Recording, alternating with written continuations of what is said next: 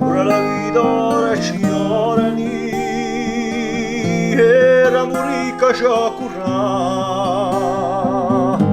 Oye anche sali contorni per un prix de cinéma. Alors, le coursine. Moi, comment je me suis intéressé au coursine, comment j'en suis venu à plus qu'aimer cette race de chien. Quand j'avais approximativement l'âge de 8 ans, il y avait un couple d'amis qui avait donné un chien à mon père, qui était un coursine. Et à cette époque, moi j'étais très jeune, je ne savais pas ce qu'était le coursine, ou je savais que c'était le chien corse. Et mon père n'était pas vraiment passionné par les chiens, donc bon, je commençais déjà à entendre parler d'histoire. On me disait par exemple que voilà, à l'époque les bergers, pour qu'ils aient ce qu'on appelle ago in turtiada, le fouet enroulé, on me disait que les bergers leur tordaient la queue pendant que les chiens mangeaient. C'était un petit peu le flou, puis j'ai grandi, arrivé à l'âge de 15 ans, j'ai commencé à être passionné pour la chasse. Et alors j'ai fait une année de chasse en poste, voire deux, puis à un moment donné j'avais la passion des chiens, je voulais mes chiens. Parce que je voyais comment ça se passait à la chasse, je voyais que la chasse était différente qu'on soit posté au tracker. Et pour moi le coursine s'est avéré être un choix, je dirais, logique. On a un chien en Corse. Mais je m'apercevais qu'il n'y avait pas beaucoup de chasseurs qui pratiquaient la chasse avec le coursine et je n'en voyais pas beaucoup. On mis quelques-uns, 2-3 dans une équipe, 2-3 dans une autre. Alors au début j'avais fait l'acquisition d'une petite chienne qui était bringée et qui pour moi était une coursine. En réalité cette chienne-là elle était croisée. Bon, je me suis rendu compte après que la tête ça allait pas, ce n'était pas la tête du coursine que je voyais en photo sur internet par exemple. Donc cette chienne faisait des crises d'épilepsie, je n'ai pas pu la garder, je l'ai donnée à des amis à moi. Un jour ensuite je demande à un ami, et je dis, dis-moi tu aurais pas un coursine où il me faudrait un chien et tout. Il me dit, ah moi si tu m'écoutes Pierre-Jean, coursine ou comme j'en ai, tu n'en auras jamais vu. Ça c'est du coursine ou pure race, c'est très vieille lignée et tout. Ah, je dis, bon d'accord, je dis, écoute tu veux bien m'en donner un. Il me dit, oui promis je te le donne. Bon alors 2 mois après arrive un chiot. On m'appelle, on me dit Pierre-Jean ton chiot il est là et tout, et puis je me retrouve avec un chien que j'aime beaucoup aujourd'hui, que j'ai gardé, qui est mon premier chien, hein, avec un chien avec des longues oreilles, une trace blanche sur le chanfrein, un fouet qui n'était pas enroulé. Je dis bon, j'ai compris, là c'est pas du coursine encore. Et puis un beau jour, il y a un ami de Corse du Sud qui m'appelle et me dit, oh Pierre-Jean, il me dit regarde, je sais que tu as tendance à aimer le coursine, il y a un ami à moi qui donne un chien, parce que entre lui et le chien ça ne passe pas. Il me dit c'est un coursine. Ah, je dis écoute, envoie-moi les photos s'il te plaît. Il s'appelle Marc-Antoine Orsogne. On m'envoie les photos et puis là je vois un beau chien et je reconnais le coursine que je voyais en photo à l'époque déjà sur internet. Je récupère le chien que j'ai appelé Brousse. Et là je commence un petit peu à m'orienter un peu plus vers la race, un peu plus à m'informer là-dessus. Et je me rends compte que j'avais un vrai coursine. Mais je manquais encore d'informations. Et je n'avais même pas connaissance du club de race, le club du coursine. Donc à un moment donné, je me rappelle que j'avais vu passer sur les réseaux sociaux une publication où ça parlait du chien corse, du coursine. Et je contacte cette personne, une personne qui fait partie du club de race, qui est Sébastien, il se reconnaîtra. Et j'avais dit, à l'époque, j'ai dit, Sébastien, regarde, nous on a une association avec les jeunes, et puis je voudrais un petit peu valoriser ce chien corse, le coursine, on n'entend pas beaucoup parler. Et là on me dit, oui mais Pierre-Jean, il y a le club du coursine. Je dis, le club du coursine? Oui, va voir sur internet, tape le club du coursine. Non, le coursine, il n'est pas abandonné comme ça, il n'est pas lâché comme ça, il y a un club, c'est bien structuré et tout. Là c'est la surprise pour moi. Et donc j'appelle le club du coursine, je tombe sur Madame Fouat, qui m'a accueilli comme il le fallait, qui m'a donné toutes les informations dont j'avais besoin. On m'a dit oui, voilà. J'avais envoyé la photo, on m'a dit oui, c'est un coursine. Maintenant il faut le montrer à un juge, il va falloir le faire confirmer. Bon, alors là, mélange d'informations, on me parle de l'offre, chien confirmé, d'exposition. Bon, et puis alors j'apprends qu'il y a un juge confirmateur tout près de chez moi, qui est M. Benedetti. Je lui apporte le chien. Je n'y connaissais rien à cette époque. Hein. Et il prend mon chien, alors il commence à le mesurer, il commence à me faire des remarques, il commence à noter sur un papier. J'avais imprimé un papier pour faire reconnaître le chien et tout. On me dit, ton chien est un coursine, on voit le papier auprès de la Société Centrale Canine. Là, j'avais mon premier coursine. Et l'équipe de chasse dans laquelle j'ai commencé la chasse ne me permettait pas trop de lâcher mes chiens comme je le voudrais, donc je ne pouvais pas vraiment apprendre ce qu'était que d'être traqueur et de travailler avec le coursino. Et un jour, j'en parle à David de Casaromagni, que tu as rencontré hier, et David, il me dit tout simplement, il me dit viens chasser avec nous, tu vas lâcher tes chiens. Alors ça, c'était énorme, parce que tu dois le savoir, on n'arrive pas dans une équipe comme ça et lâcher ses chiens, il y a déjà des traqueurs, les ganadio, les battus, il y a des battus, on ne peut pas mettre par exemple 6 traqueurs à l'intérieur, il y a des battus qui sont plutôt courtes et tout, enfin, de ce que j'en connaissais de la chasse, et puis je dis, David, oui. Et c'est à partir de ce moment-là que j'ai commencé à chasser avec le coursino, et à découvrir le coursino à la chasse. Donc il m'a fallu du temps pour apprendre comment se comporter le coursino, parce que ce n'est pas un chien courant qu'on lâche, qui va de suite aller suivre une trace, qui va monter, qui va aboyer là-haut. Oui, le chien ça y est, il est offert, le chien il a trouvé le sanglier. Le coursino, c'est un chien qu'il faut accompagner la majeure partie du temps. Donc là, je me prends de passion pour le coursino, et puis à un moment donné, il faut savoir d'où vient ce chien, qui est ce chien. Donc je me suis renseigné, j'ai regardé des reportages. Alors le coursino, il serait présent en Corse depuis le néolithique, mais sa présence est attestée par écrit à partir du XVIe siècle. À l'époque, un historien, Pedrucci Nero, relate 2 types de chiens fréquemment utilisés pour la chasse en Corse. Il y avait un molossoïde, donc le molossoïde c'est le corps massif, le museau court, les oreilles qui descendent, des grandes babines épaisses, et un chien plus petit qui sera probablement le coursino. En 1984, il y a une étude de Paul Franceschi où la question principale est: existe-t-il un chien corse? Il va falloir pousser l'étude. En 1988, pendant la foire de la chasse de Vero, il y a le premier débat qui est lancé sur le chien corse. Et il disait que s'il ne faisait rien, ce chien allait disparaître. Pourquoi ce chien allait disparaître? C'était un chien qui était essentiellement à vocation pastorale, c'est-à-dire que les bergers avaient des coursignes. Le coursino, qui est un chien qui garde le troupeau, qui va obéir aux ordres du berger, qui va ramener une bête récalcitrante. Et puis au milieu du XXe siècle, de moins en moins de bergers, l'agriculture qui régresse un petit peu, forcément de moins en moins de chiens utilisés. Donc s'ensuit la création de l'association de sauvegarde du chien corse, qui deviendra en 2004 le club du coursino, comme on le connaît aujourd'hui. Cette association de sauvegarde du chien corse fera des mesures, ira dans les villages, prendront des photos de différents chiens, prendront des mesures, ils constitueront un dossier. Puis cette poignée de passionnés se rendra à la Société Centrale Canine, 1 ou 2 fois il me semble. Et ça sera en 2003 que le coursino sera reconnu en tant que race de chien corse. Tiens, oh, oh.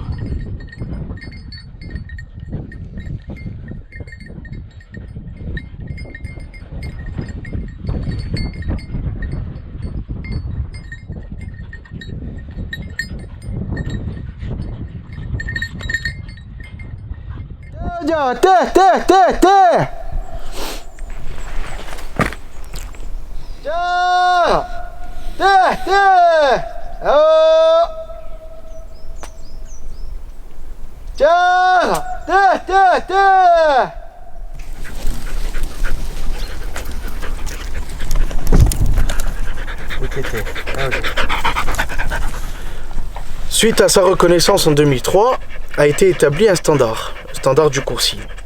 Le standard, c'est quoi? C'est des moyennes de mesure qui partent du museau jusqu'à l'extrémité de la queue, le fouet, mais c'est aussi l'historique et l'utilisation du chien. Donc si on va parler du standard du coursino pour faire les grandes lignes, on va parler d'un chien médio-ligne, une silhouette équilibrée, eumétrique avec des proportions moyennes. On va avoir une ligne de dos rectiligne. On va avoir un fouet bien fourni qui peut être soit en sabre ou en anneau serré comme celle-ci qui est une forme plutôt recherchée. On va avoir une poitrine large et haute. On va pas avoir d'excédent de peau, pas de lourdeur excessive. On va apprécier les lèvres jointives, des yeux en amande de couleur foncée. Voilà. On va avoir une tête lupoïde, c'est-à-dire proche de celle d'un loup, avec un crâne plat. On va apprécier les bonnes mesures comme chanfrein, largeur du crâne et la longueur des oreilles qui font les mêmes mesures. Et voilà ici. On va avoir des pieds de lièvre à l'arrière. Voilà, ça c'est un petit peu, voilà, ça c'est les grandes lignes du standard, hein, je dirais. Après, les connaisseurs vont regarder la peau fine ici, symbole de chien de race. Regardez s'il y a une belle culotte à l'arrière. Vont regarder l'angulation des aplombs, la posture du chien. On va aussi parler dans le standard d'une encolure courte et musclée, une impression de tête rentrée dans les épaules. Voilà, ça c'est les grandes lignes du standard du coursine. Pour parler des robes du coursine, principalement, la robe qu'on retrouve le plus, c'est le fauve bringé. Mais toutes les nuances de fauve existent. On peut avoir du noir marqué de feu, du sable charbonné et aussi la présence de masques. Là, on le voit bien sur celle-ci, la chienne, qui a une robe un peu plus claire, on voit la présence d'un masque, ici. Là, on peut l'avoir un peu sur Tiara.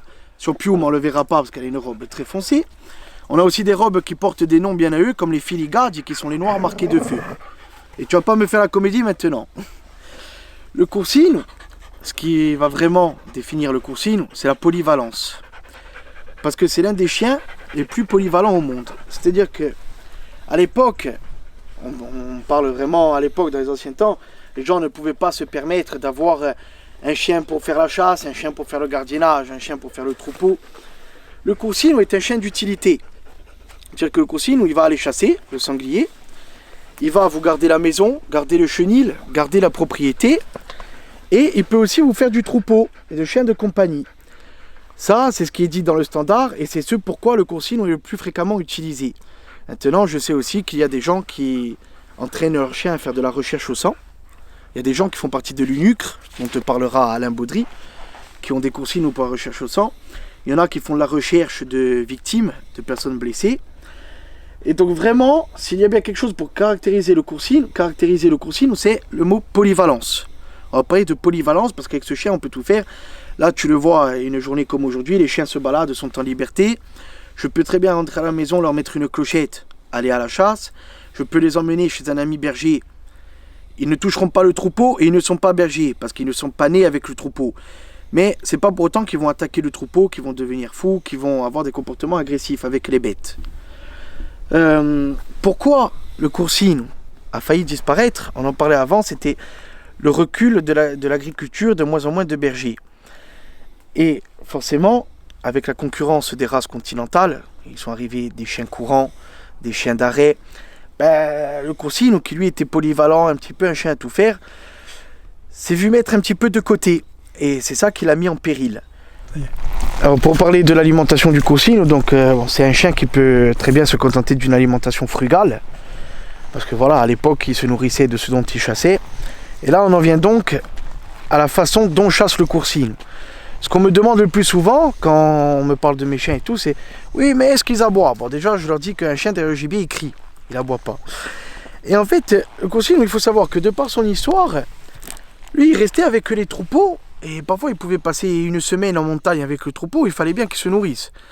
Donc le coursine, qu'est-ce qu'il faisait? Il allait chasser pour lui-même. Soit il attrapait un petit sanglier, un perdreau, un rat, quelque chose. Mais pour attraper son repas, il ne fallait pas que le chien crie à perte de voix. D'ailleurs, il fallait qu'il ait vraiment cet effet de surprise pour attraper son dîner.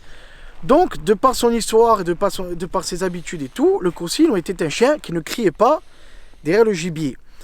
Ça aussi, ça a participé au fait que les chasseurs ne l'appréciaient pas trop pour la battue. Parce qu'il est vrai qu'il est plaisant que quand on fait une battue, qu'on entende la voix des chiens. Les chiens approchent avec le gibier, on sait que le sanglier approche. Et là, depuis quelques années, on travaille sur des lignées qui ont de plus en plus de criants. Parce que le coursine, il est classé, il est dans le groupe 5, les chiens type Spitz et type primitif, section 7, type primitif. Les chiens primitifs, c'est quoi? On va avoir les primitifs, comme par exemple le canidé sauvage, le loup. On va avoir les chiens type primitif, c'est ceux qui n'ont pas été beaucoup modifiés par l'homme. Que ce soit sur leur morphotype, ou sur leurs aptitudes, leur manière de vivre, tout ça.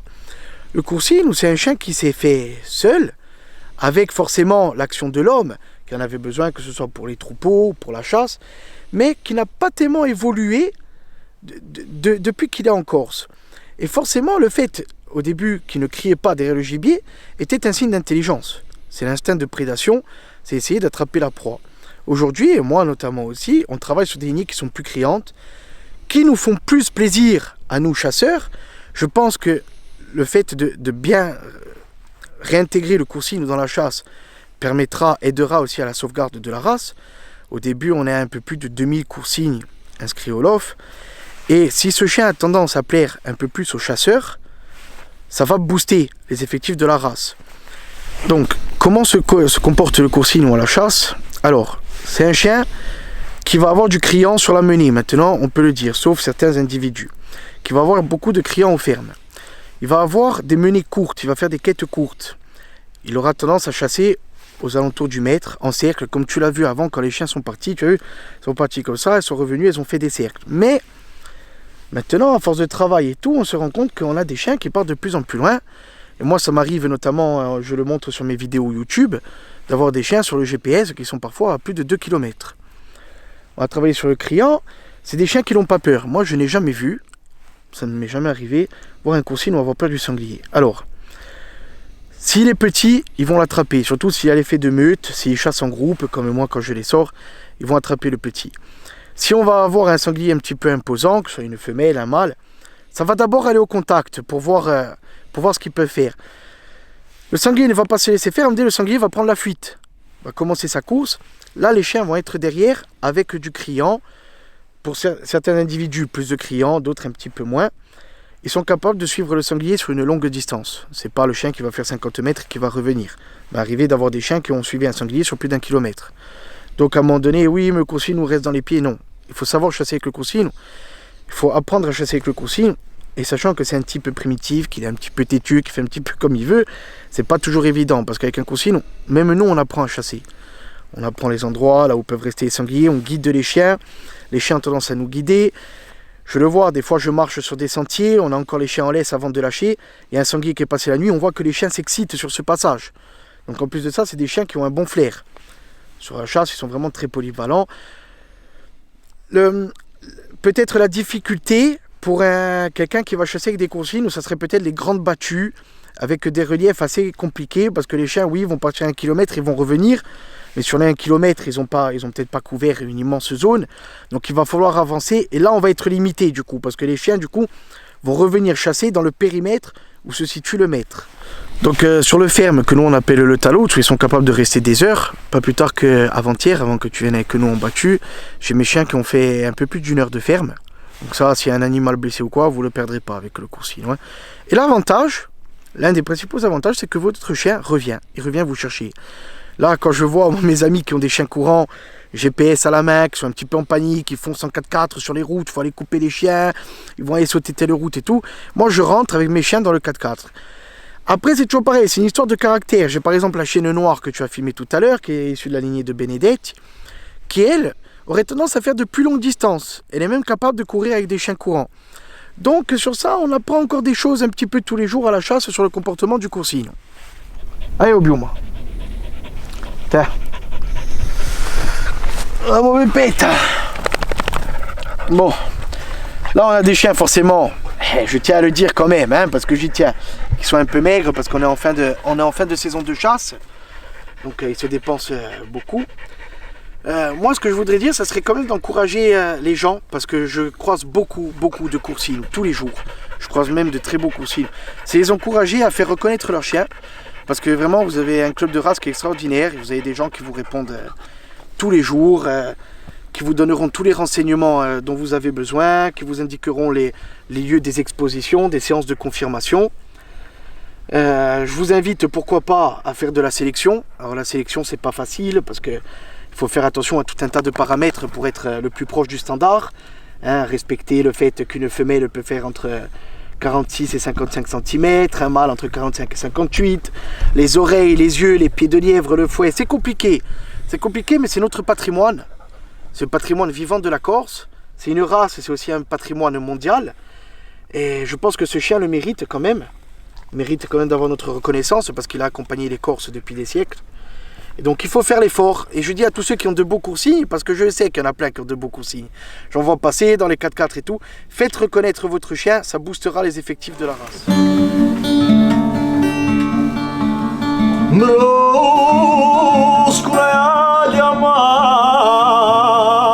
Un cane durcato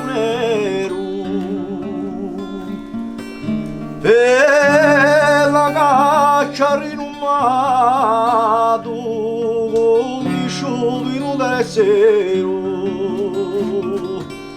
Causai la sua morte perché n'era troppo fiero.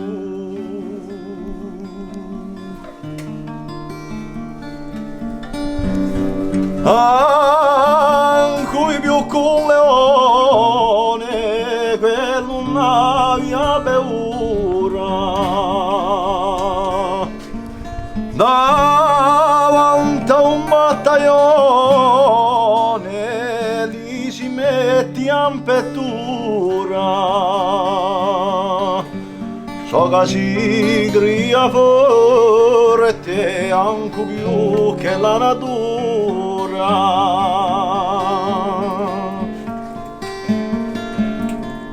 Una mano in valore per ti per fare la battuta chi giornata in malora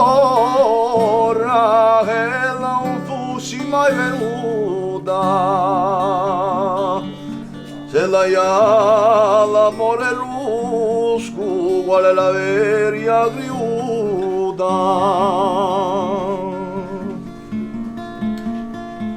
un cignale bogumbroso stamane entra un separario brusco così coraggioso non muoio alla baio.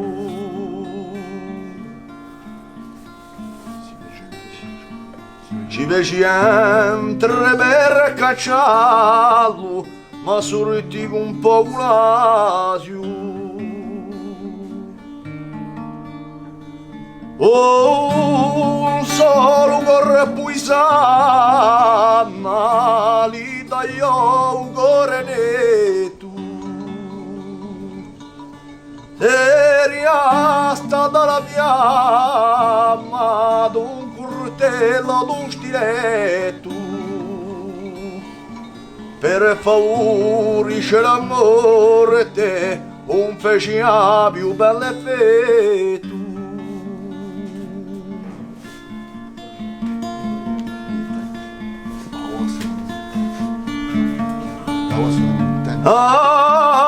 Erano contenti per le macchie di cignali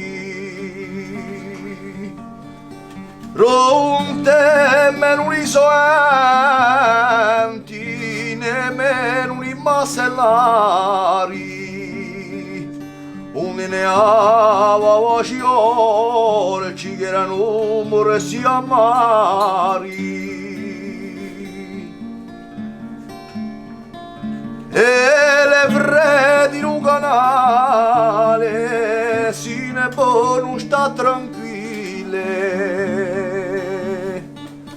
bruscono le voci male finite sole sospire se le sanno che le morto erano contente anche lei. Oh, brusco riposa in pace chi ha battaglio indicato pensa ancora si casi pace per un amico viato.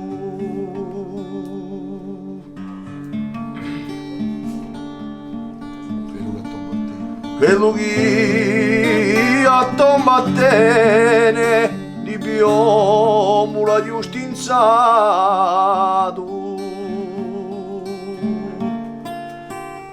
quello che a tombattene di piombo la giustinzato.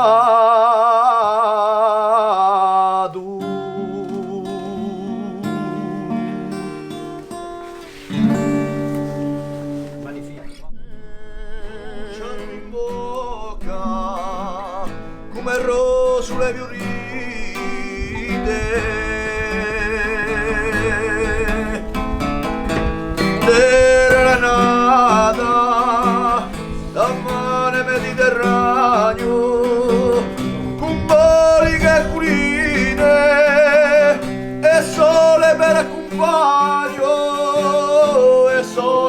compagno.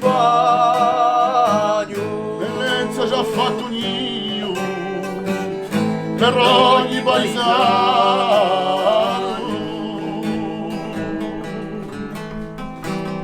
Cultura ricchissima di mille tradizioni.